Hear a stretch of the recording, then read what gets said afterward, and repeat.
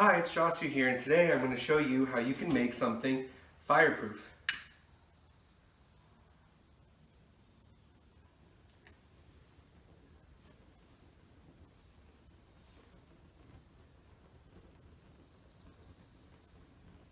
So this experiment definitely requires adult supervision. You should probably just watch this and not try it yourself, since as you saw, it involved fire. So for this one, what I did is I made sort of a protective coating around this normal rag.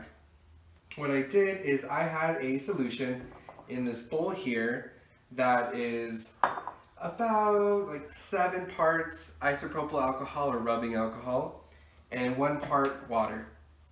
So depending on the type of isopropyl alcohol used, I've seen a lot of people use 90%, and you can do a sort of 50-50 or 50-50 ratio.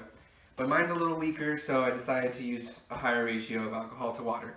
Next, I grabbed a normal rag, I dipped it in, I fully soaked it, and then I squeezed it to let it out so it wouldn't be dripping everywhere.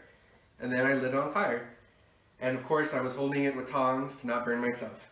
So now I'm going to do it one more time and I'll explain the science of it, and I'm going to up the stakes a little bit and try using some money.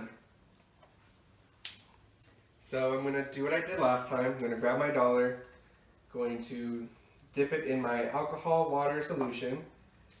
I have to make sure every part of it gets wet, because any corner left dry is going to burn and catch on fire. And I do not want to do that. Okay. Alright, that looks good.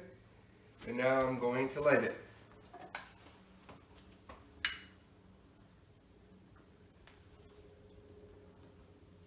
You'll see the dollar stopped burning a lot quicker than the rag did.